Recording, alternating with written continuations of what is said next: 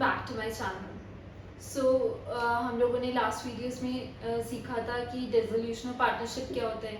हमने realisation account सीख लिया था and now we are moving forward in the chapter and अब हम सीखेंगे रियलाइजेशन एक्सपेंसेस।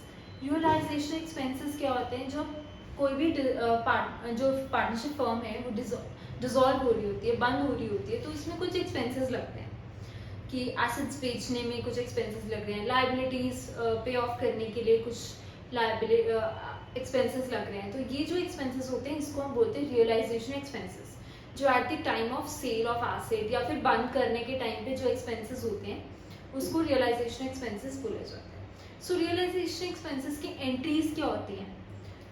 सो हमारा मोस्ट इंपॉर्टेंट है रियलाइजेशन एक्सपेंसेस कौन बोन करता है,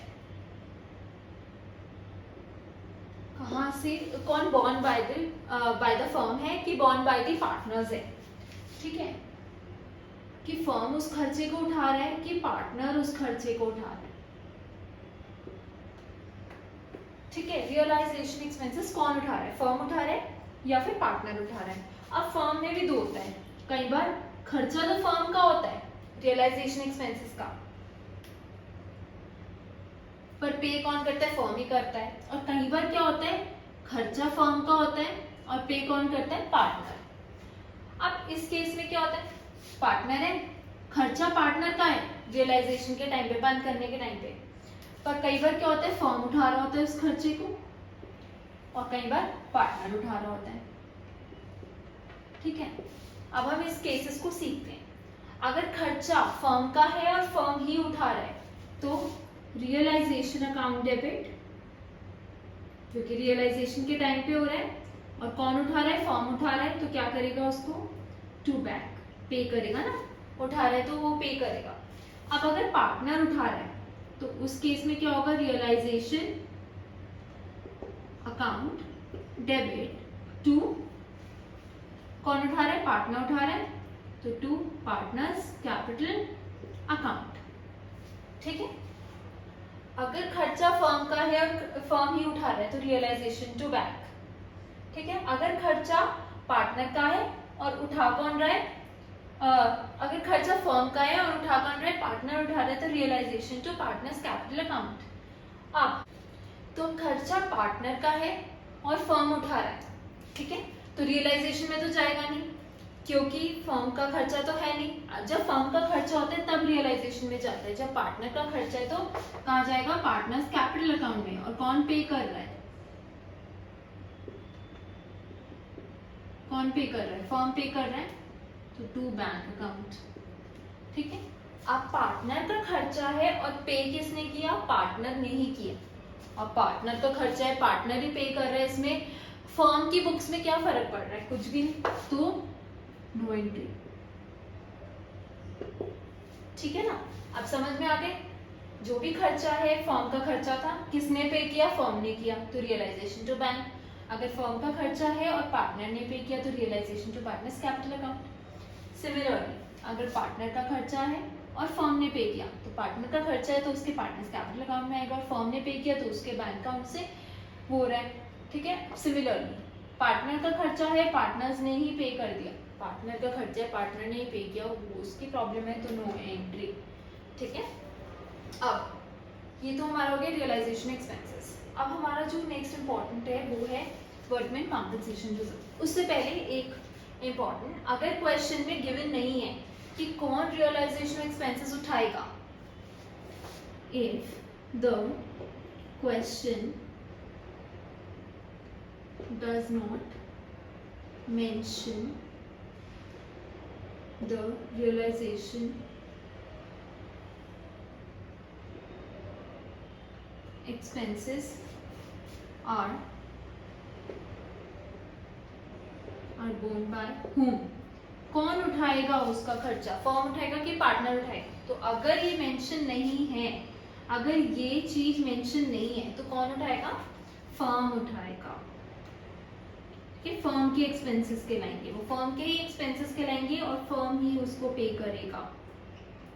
तो एंट्री क्या हो जाएगी? खुद से रियलाइजेशन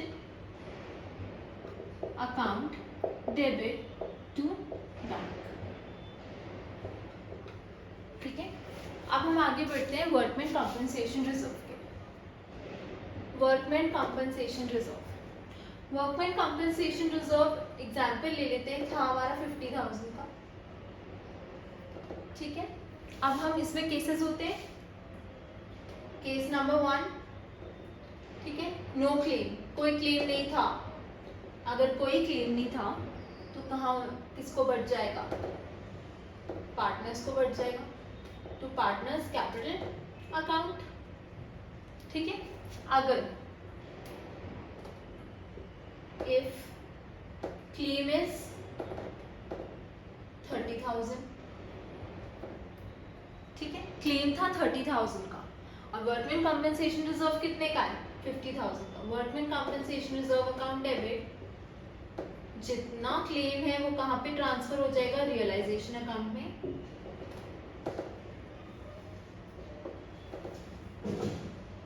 क्लेम है ना, सो क्लेम ट्रांसफर हो जाएगा रियलाइजेशन अकाउंट में। किस साइड, लायबिलिटी साइड में, मतलब जहां लायबिलिटीज को कैरी फॉरवर्ड किया था ना हमने बैलेंस शीट से उठा के, वहां पे। और ये पे कर देंगे रियलाइजेशन टू बैंक, क्योंकि सारी लायबिलिटीज पे करना इंपॉर्टेंट है। 30,000 और बाकी का जो बचा हुआ है, क्योंकि 50,000 का वर्कमैन कॉम्पनसेशन रिजर्व है, क्लेम आया 30 का, तो 20 जो बचे वो किसको मिल जाएगा, टू पार्टनर्स कैपिटल अकाउंट, बढ़ जाएगा। In which ratio, in old ratio, ठीक है। 20,000 पार्टनर्स को बढ़ जाएगा इन ओल्ड रेशियो, ठीक है। अब केस नंबर 3,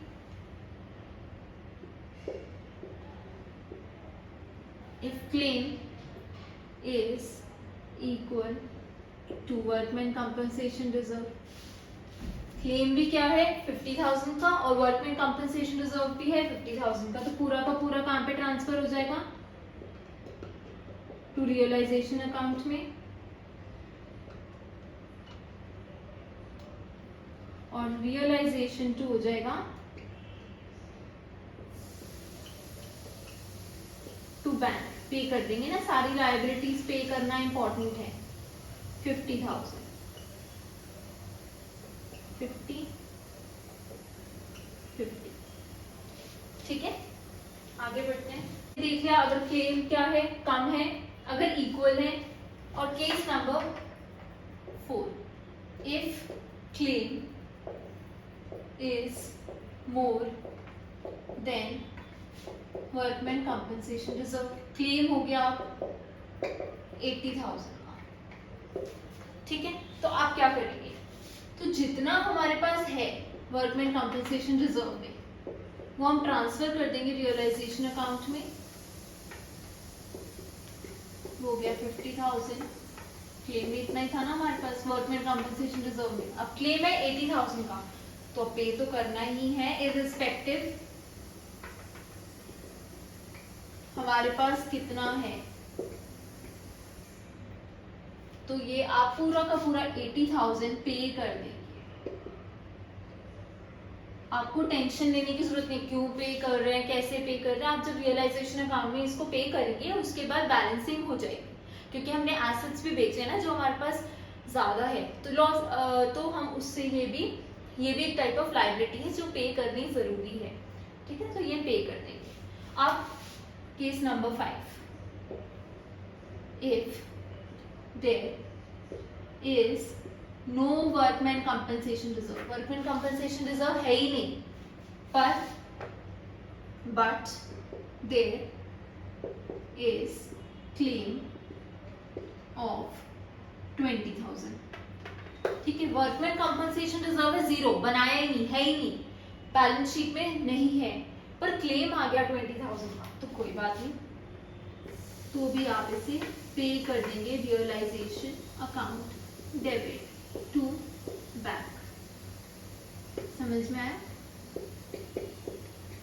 तो ये है हमारे केसेस वर्कमैन कॉम्पनसेशन रिजर्व को लेके, ठीक है। जब क्लेम है ही नहीं तो पार्टनर्स कैपिटल में डिस्ट्रीब्यूट हो जाएगा, अगर क्लेम है और कम है तो जितना है वो रियलाइजेशन में ट्रांसफर होगा, पे ऑफ हो जाएगा और बाकी बचा हुआ पार्टनर्स को डिस्ट्रीब्यूट हो जाएगा। अगर क्लेम इक्वल है तो पूरा का पूरा आप रियलाइजेशन में ट्रांसफर करो और रियलाइजेशन से पे ऑफ करो। अगर क्लेम ज्यादा है तो जितना है वर्कमैन कंपनसेशन रिजर्व में वो ट्रांसफर कर दो रियलाइजेशन अकाउंट में, और आपको जितना भी क्लेम है वो पे तो करना ही है, तो रियलाइजेशन टू बैंक इररिस्पेक्टिव आपके वर्कमैन कंपनसेशन रिजर्व में कितने पैसे हैं। सिमिलरली इसमें वर्कमैन कंपनसेशन रिजर्व बनाया ही नहीं था पर क्लेम आ गया तो पे तो करना ही है, ठीक है।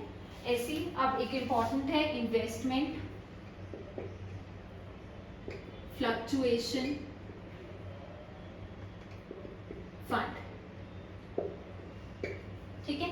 इन्वेस्टमेंट फ्लक्चुएशन फंड, इसके दो केसेस हैं, ठीक है। Case number 1, if there is investment, ठीक है, in the balance sheet, in the books, if there is no investment in the books, मतलब इन्वेस्टमेंट है या नहीं है। बैलेंस शीट में इन्वेस्टमेंट है और इन्वेस्टमेंट फ्लक्चुएशन फंड भी बन रखा है, और इस केस में इन्वेस्टमेंट भी है बैलेंस शीट में और इन्वेस्टमेंट फ्लक्चुएशन फंड भी बन रखा है। तो आप क्या करेंगे, इन्वेस्टमेंट फ्लक्चुएशन फंड रिजर्व को आप डिस्ट्रीब्यूट नहीं करेंगे, आप उसको ट्रांसफर कर देंगे